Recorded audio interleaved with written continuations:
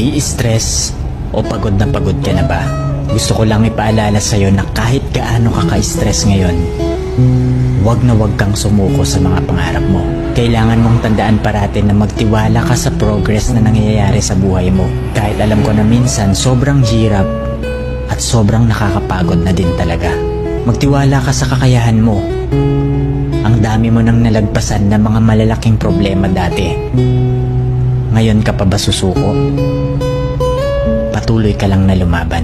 Kung pakiramdam mo ngayon na nahuhuli ka na sa buhay, siguro dahil nakikita mo yung mga kakilala mo o yung mga kaibigan mo, pakonti-konti may na-achieve na sila. Parati mong tandaan na lahat tayo ay may kanya-kanyang timeline sa buhay.